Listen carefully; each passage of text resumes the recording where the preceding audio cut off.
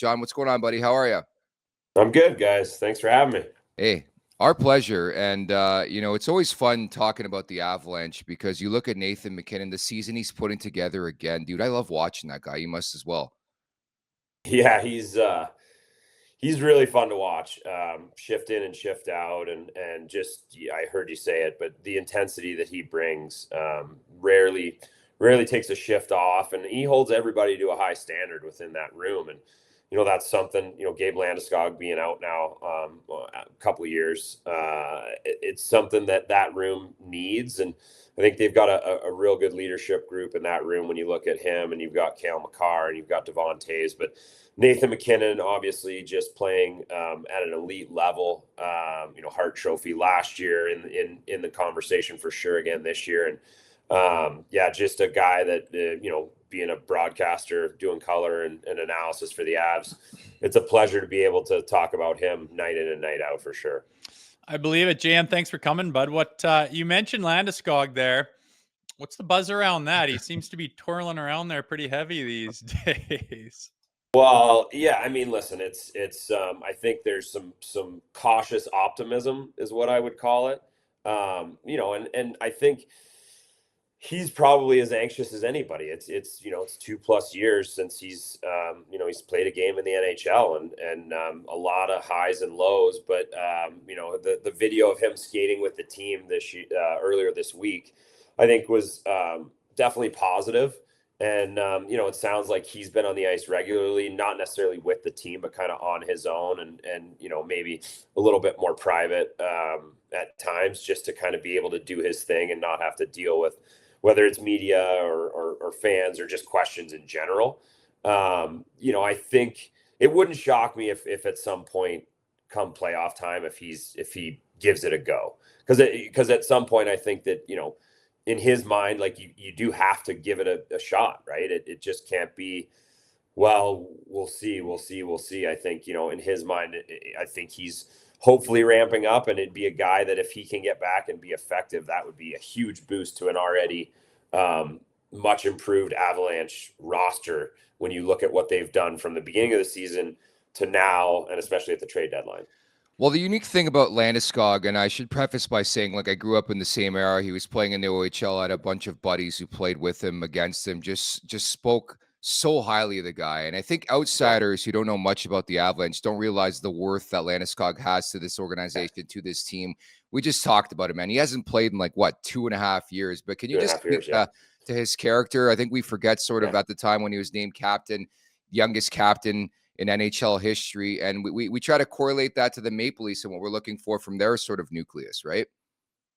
Yeah, and listen, Gabe Landeskog is unique in the sense that not only is he the captain, and I think he commands the room just with his demeanor, and it's not a imposing by any means, or it's just how he carries himself. And I remember Brian Burke going in, and I think he was with the Leafs at the time, but when he interviewed Gabe Landeskog in that pre-draft interview, Landy walked out, and Brian Burke, I remember him commenting, saying, this guy's going to be an NHL GM someday. Just because of, and he was 17, 18 years old at the time. And he just said, he was like, he just has this presence. And not only does he have that presence and that, that locker room kind of stabilizing force, but he backs it up on the ice. He plays the game how it's meant to be played as a power forward. He's done it his entire career. And, whether that's, I'm not going to say he's not a regular fighter, but he does fight, and he can score, and he can hit, and he can play the game any way that you want to play the game. And I think that's one of the ways that he's so valuable to the Avalanche, is not just on the ice, but off the ice, and being able to kind of have that counterbalance to, the Nathan MacKinnon and Cale Makar and guys like that. Is he's just this presence within the room, and everybody kind of gravitates toward him and follows him. And yeah, I mean, not every team can have that. And trying to compare, the Leafs to, if Gabe Landeskog comes back and what he brings in the Avs locker room, it's hard to go apples to apples, because not everybody is that way, right? But I just remember, and I think I was playing for Toronto at the time when Berkey interviewed him. And I remember Berkey talking about like what a tremendous guy he is. And I know him now really well. And he's a good buddy. And he's just an awesome person. And the way that he carries himself, like, he never steps out of his lane of who he is. And I think that's what makes him so endearing to people. Obviously, you're pretty up to date on the Avs. How much do you follow what's going on in Toronto with your old team in the Maple Leafs, and how do you think they'll stack up against your Avalanche tonight? Listen, so I'm doing full-time color and analysis for the Avs now. Actually, just kind of became official a couple weeks ago. So nice. My first full-time game, I do home games only for color, was against Toronto. So that was a fun one to be able to be a part of, because Toronto came in so skilled. It was the day after the trade deadline, so obviously a ton of stuff happening. But it was fun because that was a back and forth game. There's 5 goals in the first period. Mitch Marner played unbelievable. Everything started to trickle out about everything with, the Hurricane trade and all that fun stuff. And obviously the Avs made a bunch of moves as well. But listen, Toronto is skilled. They were right there. Like, the speed is right there. The Avs are arguably one of the fastest teams in the league, and I think Toronto was right there with them for the majority of the game. Nathan MacKinnon obviously took the game, on his stick there on the power play at the end on a Marner penalty, of course. And Marner, I think, is arguably the Leafs' most valuable penalty killer. So when we saw that happen in the third period, we're like, okay, you got to take advantage of that. And MacKinnon scores with 14 seconds left on the power play. But yeah, it's cool to see, like, Brandon Carlo is a good friend of mine, and him coming into Toronto, I think, is a great addition, because I had him in my last years, and my last year was with Boston, and that was his rookie year, and he was my D partner the entire training camp, his rookie year. And he came in, he's 6'5", he's a freak athlete, and when he stepped in, you could see, like, Don Sweeney and those guys and the coaches, they were like, oh man, this guy he's legit. And he covers so much ice. And I thought that was a great addition on the back end. I think, it'll be a fun one tonight to watch, with Toronto being the home team now versus when they were in Colorado a few weeks ago. That last change, I think, makes a huge difference, because then you can get those guys out against the MacKinnon line and, Makar and Taves a lot of times. But, the Avs, Brock Nelson's been, I think, a really nice addition on the second line. Like, hasn't lit up the score sheet yet, but he's done a lot of stuff that hasn't showed up on the score sheet. Like Nichushkin's goal against Dallas the other night, like, he's parked in front of Ottinger, just taking away his eyes. He wins the faceoff in overtime that leads to Cale Makar's goal. So there's a lot of subtleties, I think, that'll be in play tonight. But it's gonna be interesting to see, especially with Toronto having last change, and both teams now, those guys that they got at the deadline, getting a little bit more kind of familiar with the lineup and the systems. You mentioned the deadline. So Lawton and Carlo come in, and you're a perfect guy to ask. You were traded to Toronto. What was that transition like? Like, how long did it take you to sort of get acclimated and get your feet on the ground there in Toronto? I was fortunate. I got traded right before the draft, so I had the summer to kind of get acclimated, and it was, I would say, like, when I first came in, it was great. We were winning, and it's always the case when you're winning in Toronto, things are awesome. And we lost a bunch late in the year that year, and things changed quickly, and that's just kind of how it goes sometimes. So, I texted Carlo when he got traded there, and I said, listen, you'll love Toronto. They take amazing care of the players and the families, and, like, you're gonna, you focus on hockey, and it's, as long as you guys win, it's gonna be amazing.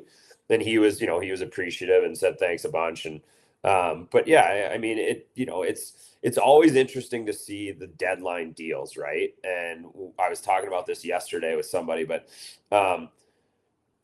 like, people are always so concerned, do guys fit in at the deadline? How quickly can they fit in? And it's like, well, you hope they fit in really quickly, but it's a lot of times it's not like you can be a Stanley Cup champ and not make deals at the deadline. You have to find those puzzle pieces.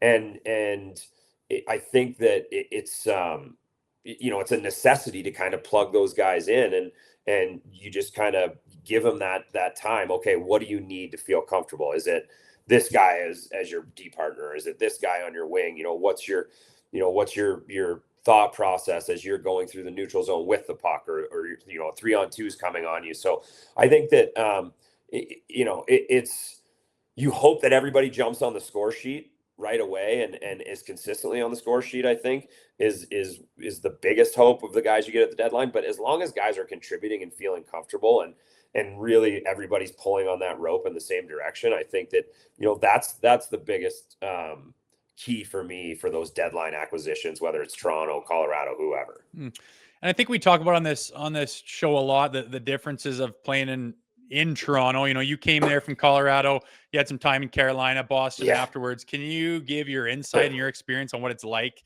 that's different to be on the Toronto Maple Leafs? Oh man, it's different.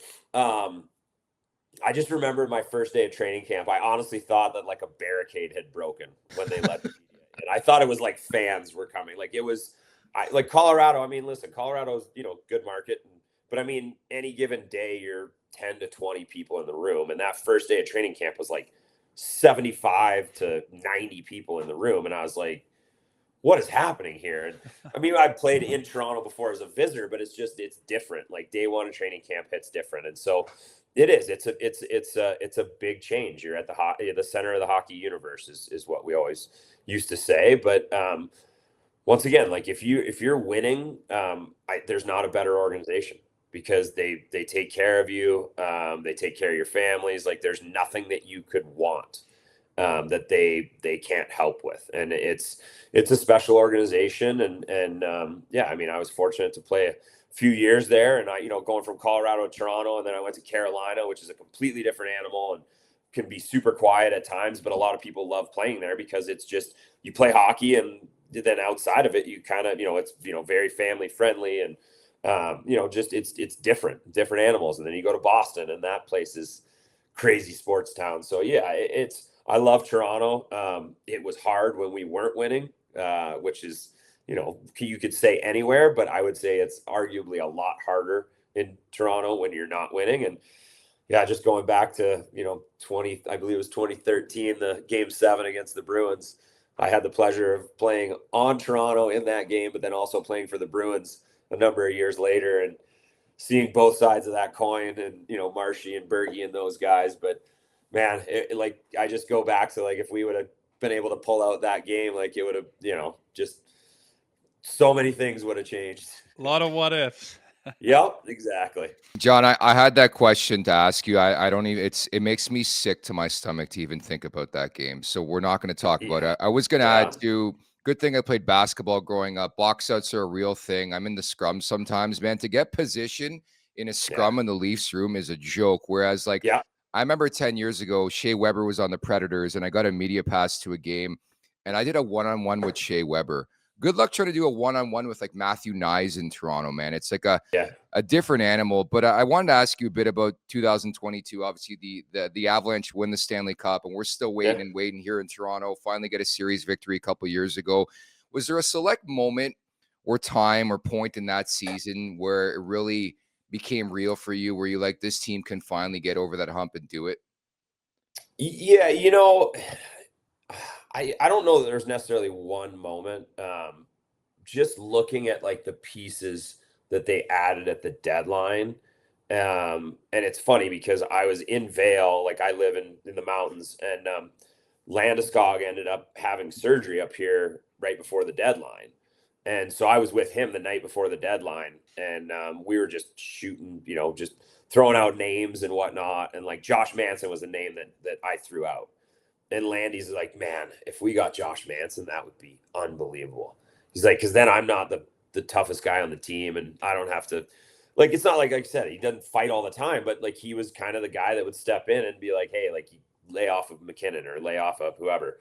Then they got Manson, and I just remember being like, like just like that, like just great player, super tough. They got Lehkonen. He was a tremendous addition. And you're sitting there looking at it, and you're like, wow, this could be the year. And, Kemper was the starter. Francouz was a tremendous backup because he ended up having to step in for a series, ended up winning the series essentially against Edmonton, and Kemper came back for the finals. But like, I just look at it and all the things that kind of happen. And now I look at the Avs right now with Blackwood as the starter and Wedgwood as the backup, and Wedgwood's played unbelievable when Blackwood's been sick. And it's just like there's some similarities there in the additions at the deadline. The second round against St. Louis where MacKinnon went end to end in game 5 and they took the lead with 2 minutes left, and they hadn't gotten out of the second round in previous years. So they have the lead. They're going to win the series. St. Louis ties it up. And then I think it was Tyler Bozak scored, I think, in overtime maybe that year in game 5 on like a absolute muffin of a slap shot. And I texted Bozy after. I go, I don't think I've ever seen you even take a slap shot before. Yeah. And he was laughing. He's like, yeah, I don't really ever do that. And so St. Louis wins, and then they go into St. Louis, and Darren Helm scores, unlikeliest of guys, scores with 6 seconds left or 4 seconds left to win that game 6. Now, all of a sudden, it was like, bam, out of the second round. Now you have Edmonton third round. And it was like they just, at that point, it felt like they couldn't be stopped. And they, the Edmonton series, I think, was closer than the sweep would indicate. But like they were just, you could tell like they were on a mission.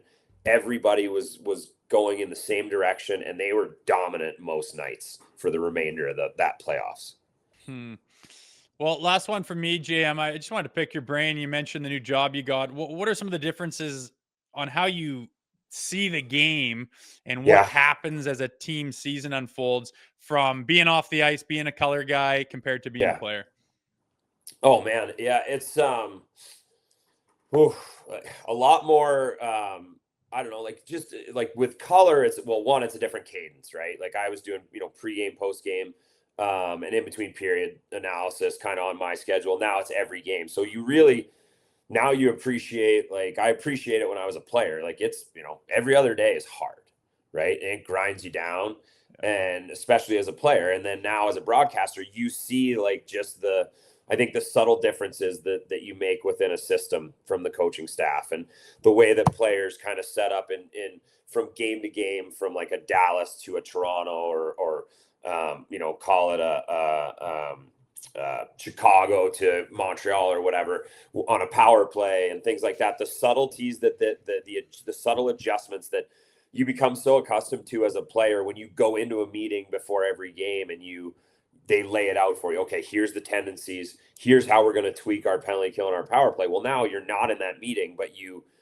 see it more as a broadcaster during the play from one game to another. I think is, I don't want to say it's the biggest thing, but it's something that I've really kind of, I'm like, it clicks because I was in those meetings for so long, and now you see it as a broadcaster, just those subtle differences from game to game, where the team is who they are. They're fast and they're trying to move through the neutral zone. They're constantly moving in the offensive zone, but like those little subtle differences within the game, and especially power play, penalty kill, where you can kind of influence, the other teams, special teams, in different ways with those little subtle kind of changes.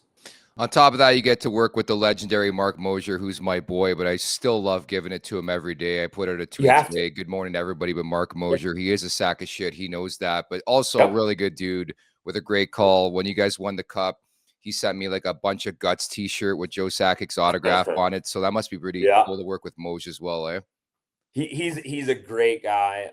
And he's done so much for me. Like I've only done, I think I'm at like 5 games of color at this point in my career. And so you've got him and I usually up in the booth, and then Mark Rycroft, who's an absolute legend in his own right, down in between the benches.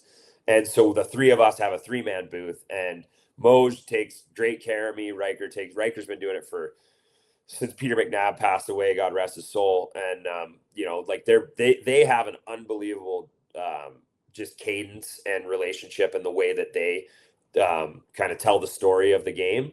And I'm trying to not mess that up too much. And they've been amazing and super accommodating. It's been really, really fun. Yeah, I'm not bullshitting. I watch a lot of hockey. My favorite broadcast is the Avs broadcast, and I'm not just saying that. You guys kill it. Appreciate your time, man, and enjoy the game tonight, okay? Thanks, guys. Thanks, Jim. Make sure to check out more of our content right here on the Leafs Nation YouTube page. We got long-form interviews. We got clips. We got epic rants by Jay Rosehill. We simply have it all. And don't forget, you can find out much more at theleafsnation.com. Thanks so much for watching.